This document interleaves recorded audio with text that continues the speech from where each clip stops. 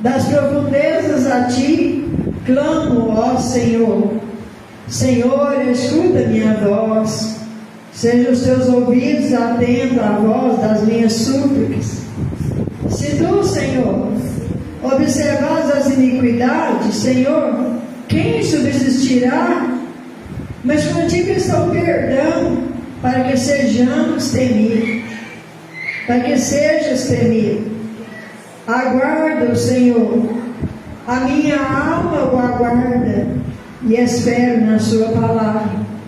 A minha alma anseia pelo Senhor mais do que os guardas pelo romper da manhã. Sim, mais do que aqueles que esperam pela manhã. Espere, Israel, no Senhor, porque no Senhor há misericórdia, e nele há abundante redenção, e ele remirá a Israel de todas as suas iniquidades. Todos podem desocupar as mãos, depois louvar o Senhor com as palmas que ele merece.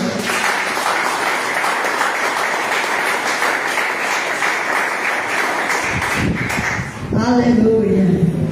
Irmãos, muitas vezes a gente olha para os salmos apenas como um trecho que Asaf escreveu, que Davi escreveu, né? Ou outros salmistas, né? Que escreveram.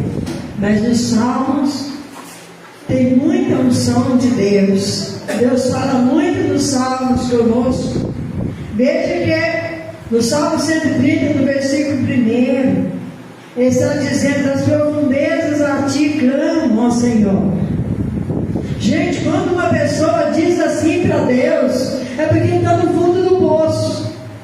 É porque ele está numa situação, irmãos, que ele já não consegue mais enxergar mais a luz, ele não consegue enxergar mais uma saída, não sabe mais como sair do lugar aonde ele caiu. Mas, quando nós vemos o versículo 2, ele diz: Senhor, escuta a minha voz, sejam os teus ouvidos atentos à voz das minhas súplicas. Suplicar a Deus, irmãos, é diferente só de orar. Quando a gente suplica a Deus, a gente ora, a gente chora, a gente geme, a gente clama, a gente pede com todas as nossas forças para Deus. Aqui que a gente está precisando, porque é momento, irmãos, que a gente dirige a Deus um clamor misturado com palavras, com gemido, com lágrimas. E a palavra do Senhor diz para nós que o Espírito Santo de Deus intercede por nós com gemidos inexprimíveis, em tempo real, diante de Deus. Acho que quando você dobra o seu joelho, você não consegue orar, você só chora. O Espírito Santo de Deus está no mesmo tempo diante do trono de Deus, intercedendo por você. Ele lê as suas lágrimas e adora para Deus. Aquela serva está precisando disso. Aquele servo está precisando disso. Ele não está mais suportando a dor. Senhor, tem misericórdia dele, porque ele intercede por nós. Tem misericórdia. E o Senhor envia socorro. O Senhor envia para nós, aleluia. Talvez não aquilo que nós estamos pedindo é melhor do que aquilo que nós estamos pedindo.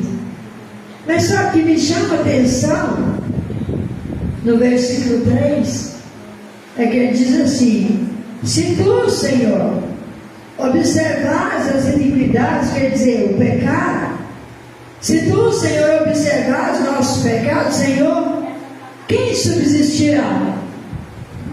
Ele quis dizer para Deus assim: Senhor, se o Senhor for levar em conta os nossos pecados do tempo passado, as nossas falhas, as nossas transgressões, todo mundo está perdido, porque todos somos falhos e todos somos pecadores, ainda que remidos. Hoje, depois que você entregou a sua vida para Jesus, você é um pecador remido. Jesus remiu os seus pecados. Louvado seja Deus, aleluia. Mas ele disse: Senhor, ele entendia que ele Jesus. Não é, irmãos?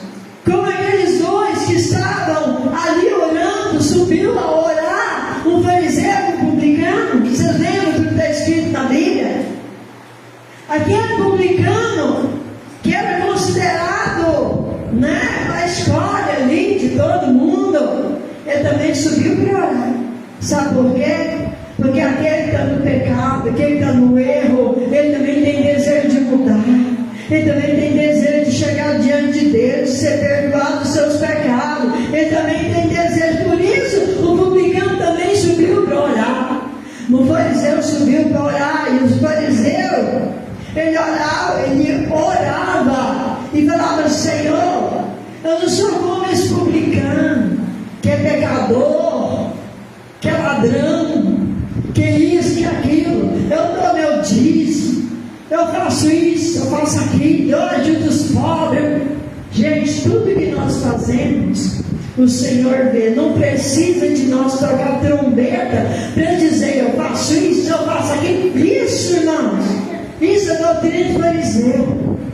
Quando a gente faz alguma coisa para alguém e a gente fala assim: olha, hoje passou uma pessoa na minha casa e estava com fome, eu enchi a barriga até comendo. Não adianta nada. Se nós começarmos a fazer isso, nós vamos estar. As pessoas falam: mas o fulano, esse aí, ele é lá. Para Deus não é nada. Porque você deixou alguém, te vangloriar. Você veio recebendo vanglória, uma glória que é do mundo. O Senhor que vem em secreto, que nos recompensará. É isso. Glória a Jesus, aleluia. Então, irmãos, por que os dois oraram? O publicano, ele nem sequer olhava para o céu, não achava digno. Ele abaixou a cabeça, ele batia no peito: Senhor, tem misericórdia de mim, porque sou pecador. E é isso que nós temos que fazer: olhar para dentro de nós e enxergar que nós, irmãos, aleluia, se não fosse a misericórdia de Deus, nós já tínhamos sido consumidos. A palavra de Deus que diz isso. Mas o Senhor é misericordioso. O Senhor nos amou tanto que Ele pegou alguém lá no monturo, lá no charco de lodo, e Ele não lavou mais com água, não, lavou com o sangue dele. Foi com o sangue dele que Ele nos lavou, irmãos. Que Ele tirou aquela pudriqueira de nós, e não lavou só por fora, não, lavou por dentro também. Lavou por dentro também. Aleluia. Lavou por dentro também. O que eu fico triste é que muitas vezes, às vezes a pessoa olha para alguém e acha que a pessoa ainda continua condenada. Não, irmãos. Quem entregou a vida para Jesus, quem serve o Senhor, quem reconheceu o Senhor como Salvador e está procurando mudança de vida, mudança de atitude, glória a Deus, o Senhor jogar o seu pecado no mar do esquecimento. Aqueles pecados do passado, eles não estão mais fazendo peso sobre os seus ombros, não. Sabe por quê? Jesus levou eles lá na cruz do Calvário. O peso da cruz de Jesus, irmãos, não era o peso da madeira, era o peso dos nossos pecados, das nossas dores, das nossas enfermidades. Pensa que a dor que eu estou sentindo agora, aleluia, Jesus não levou sobre ele? Levou. Por isso eu não tenho direito, glória a Jesus, aleluia, de me negar a fazer a vontade do Senhor, a levar a palavra dele, porque eu estou olhando para a minha dor. Eu tenho que olhar para Jesus e entender que Ele fez para mim algo, glória a Deus, que ninguém podia fazer. Mas Ele não fez só por mim, não. Ele fez por você de casa, Ele fez por nós que estamos aqui, Louvado seja Deus, aleluia. Aí no versículo 4 ele diz assim: mas contigo está o perdão, para que seja temido. O que a palavra do Senhor diz? Que o temor do Senhor é o que, igreja? O que é o temor do Senhor? Ninguém sabe. É o princípio da sabedoria. O temor do Senhor é o princípio da sabedoria. Por isso o salmista disse aqui, mas contigo está o perdão para que sejas temido. Tem gente que tem medo de Deus, gente. Não precisa ter medo de Deus, não. Temer a Deus não é ter medo de Deus, não. Deus não é carrasco, não é mau, não faz maldade para ninguém. Pelo contrário, irmãos. Tudo que Ele quer é nos redimir. Tudo que Ele quer é nos tirar, do fundo do poço. É mudar a nossa vida, Pegar aquela pessoa que estava suja no mundo. Não estou falando de sujeira de roupa, não. Porque a sujeira da roupa você lava com água e sabão. Mas a sujeira da alma só Jesus pode lavar. Só Jesus pode lavar. Louvado seja Deus, aleluia. Aí reconhece que contigo está o perdão. Glória a Deus. E nós tememos o Senhor, porque sabemos que nós somos perdoados dos nossos pecados. Nós éramos, glória a Deus, pecadores. Nós éramos pessoas, aleluia, como a palavra diz, a gente era figueira brava, cheia de espinho. Ninguém podia encostar na gente, porque espinhava a gente. A gente espinhava os outros, porque a gente não tinha conhecimento da palavra. A gente não temia a Deus. A gente achava que é o seguinte, olha, Deus levou, É assim, Não brinque comigo, não fale comigo, eu sou beleza, tranquilo, mas se me der um tapa, pode ter certeza que vai ser retribuído. O que Jesus disse para nós? O que Jesus nos ensinou? Se alguém te obrigar a caminhar uma amiga, caminha duas. Se alguém te bater na face, ofereça outra. Se alguém quiser te tomar a capa, dele também a túnica.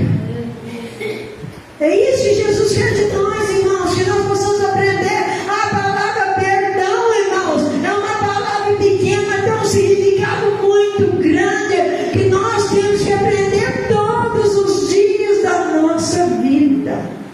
Porque se nós não perdoarmos, também não seremos perdoados. Se nós reter o perdão de alguém, o Senhor vai reter o nosso. Mas Jesus já me perdoou. Já o dia que eu aceitei Jesus, Ele me perdoou, lançou meu pecado no mar de esquecimento. Eu desci pelas águas, amém. Mas você já perdoou aquele que te ofendeu? Porque se você reter o perdão, o Senhor vai fazer a mesma coisa. O Senhor não vai te perdoar também. Ele vai voltar a sua dívida à tona. Isso é bíblico. É bíblico, é Bíblia. Na palavra do Senhor está escrito. Está escrito, glória a Deus, que o Senhor vai acertar conta com os seus servos. E um devia muito dinheiro. Muito dinheiro. Não tinha que pagar. E ele vai acertar as contas. E ele diz para ele, olha, já venceu o tempo e eu vim acertar as contas, eu quero receber. E aquele servo se prostrou aos pés do Senhor e disse: tem paciência comigo, tem misericórdia de mim, porque no momento eu não tenho com que pagar, mas me espera um pouco que eu vou lutar, eu vou trabalhar e tudo eu te pagarei. Aí aquele Senhor usou de misericórdia e disse para ele: olha, vai em paz, está perdoada a sua dívida. E era uma dívida grande. Está perdoada a sua dívida, vai em paz. Eu não quero você nem sua família como escravo, não quero, vai em paz, eu te perdoei a sua dívida. É feliz da vida, irmão. Só que na nossa vida tem um caminho. E muitas vezes nós temos que tomar cuidado com o que nós encontramos pelo caminho e as atitudes que nós vamos ter pelo caminho. No caminho ele encontra um que lhe devia 10% do que ele devia para aquele Senhor. Então ele encontrou ele a oportunidade de cobrar.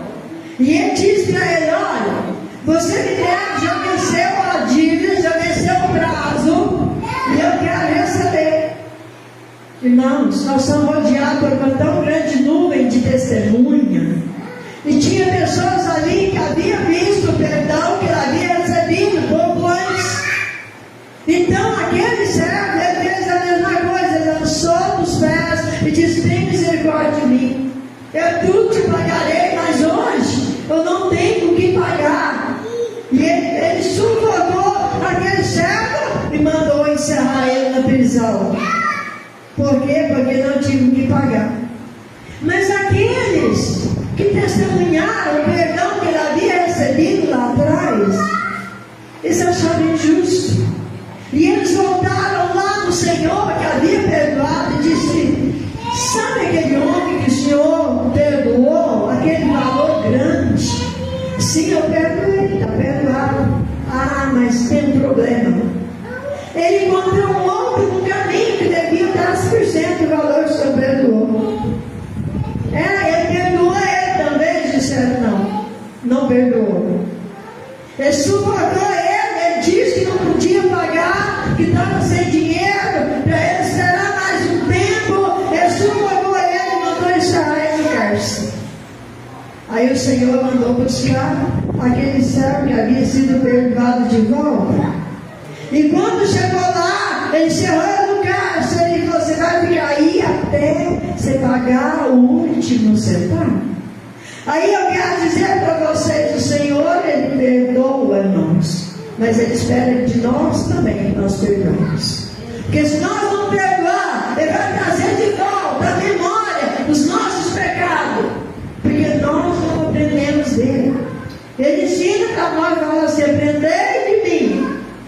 E quando a gente aprende dele, é a palavra por inteiro, não é só um versículo isolado, não é só um capítulo, ou só um livro, ou só uma carta que está na Bíblia, aquela que agrada mais o nosso ego, não, é por inteiro.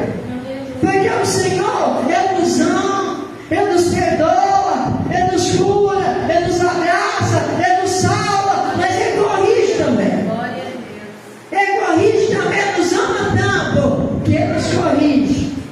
A palavra fala que Ele corrige aquele que eles amam, que Ele os ama. Louvado seja Deus, aleluia. Então, com este salmo nós aprendemos muita coisa. Aí no versículo 5 ele diz assim: aguarde o Senhor. Quem está aguardando o Senhor aqui? Quem está aguardando o Senhor, levante a mão. Eu estou aguardando o Senhor, porque eu sei que Ele é fiel para cumprir. Ele prometeu que viria buscar um povo zeloso, especial e de boas obras. E eu sei que esse povo que aqui está, o povo que está do outro lado, ouvindo a palavra de Deus, você tem essas qualidades. Você é zeloso da sã doutrina do Senhor. Não é costume de homens, não, irmãos. É a sã doutrina do Senhor, a palavra de Deus, o ensinamento do Senhor. É zeloso, é especial, porque você agora é filho de Deus. E você tem boas obras, porque você tem um coração ajudador. Glória a Deus, aleluia, né? Louvado seja Deus. Então, aguarde o Senhor, eu aguardo o Senhor. Nós aguardamos o Senhor. Aguarde o Senhor. A minha alma o aguarda. Glória a Deus, aleluia. E espero na sua palavra. Gente, nós temos que esperar na palavra do Senhor. Não adianta a gente esperar na palavra do bispo, não adianta esperar na palavra do Papa, não adianta esperar na palavra do teólogo, porque tem muitos teólogos hoje, não são teólogos, são teólogos, muitos teólogos. Tem teólogos muito abençoados que estão dentro da palavra, estão ensinando a verdade, mas tem muitos teólogos, irmãos, aleluia, que estão facilitando a palavra de Deus de uma certa forma, em que o Senhor olha para eles e ele diz: eu vou pedir conta. Não adianta nós querer facilitar a palavra ou dar um jeitinho brasileiro, não é bem assim. É assim sim, gente. O que o Senhor pediu de nós, está pedindo. O que o homem pedir, amém, se você faz, se você quiser, mas o que o Senhor fala para nós, que é perto de nós, deve ser cumprido. Deve ser cumprido, porque a vontade dele é a palavra dele. Nós esperamos na palavra do Senhor. Ele diz: a minha alma anseia pelo Senhor. E nós temos que ter desejo de encontrar o Senhor. A nossa nossa alma tem que ter anseio para encontrar o Senhor. Ah, não tenho medo de morrer. Não é só morrer que você encontra o Senhor, não. Quando você dobra o seu joelho para orar, você está encontrando o Senhor, porque Ele está ali. Quando você está falando com Deus, Ele está ali. Glória a Jesus, aleluia. Quando você está fazendo um jejum para o Senhor, glória a Deus, em um propósito de jejum, Ele está ali. Quando você está orando na madrugada, Ele está ali. Você está encontrando o Senhor. Você está tendo um encontro com o Senhor. Aleluia. E Ele diz: mais do que os guardas pelo romper da manhã. Sabe por quê, irmãos? Quem trabalha de guarda nessas firmas grandes, vamos dizer, se vamos trazer do lado material para nós entender melhor. Quem trabalha nessas firmas grandes, né, de guarda durante a noite, às vezes eles escutam um barulho diferente, o coração, ó. Sabe por quê? Porque os dias são maus. Eles sabem que pode entrar ali um ladrão, pode entrar ali uma pessoa, ou duas, ou mais, e tirar até a vida do próprio guarda. Então ele olha no relógio toda hora, porque não pode dormir. Ele tem que esperar o dia amanhecer. Então ele anseia para que ele veja o raiar do dia. Ele anseia. E nós temos que ansiar também, glória a Deus, para ver o Senhor chegar. Glória a Deus, aleluia.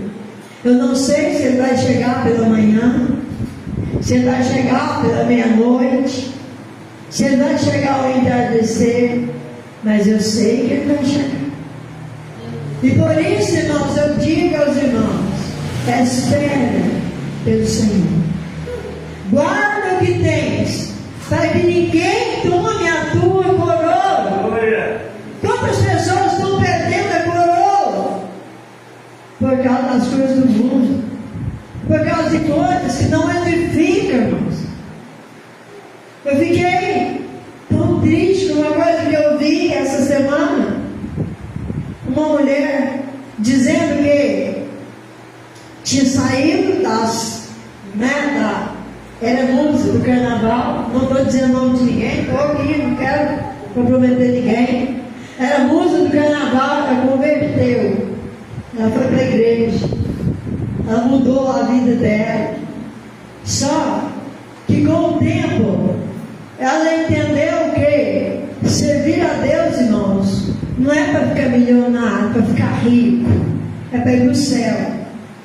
Aí nesse carnaval ela se despiu todinha, colocou quase nada de alguma coisa, tampando igual erva, tampou as folhas de figueira, né?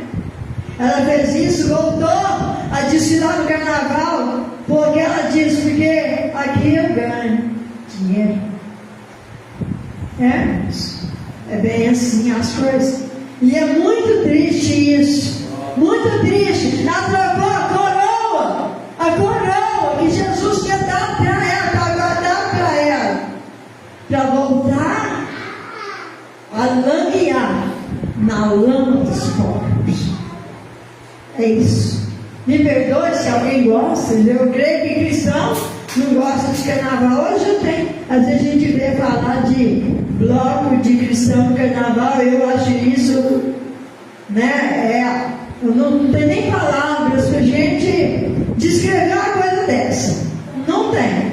Porque eu acho que quem tem a Deus, irmão, não está no meio de uma pulinha, de uma bagunça, de uma aqui, daquela, de jeito nenhum, né? Aí a pessoa vai lá, sobe em cima do trio elétrico e canta e bagunça tudo de fantasia. Aí quando termina de cantar, aí quer pregar o apocalipse lá, gente, pelo amor de Deus. Qual a autoridade que uma pessoa tem para fazer isso? É por isso que a pessoa fica envergonhada lá, vira bagunça.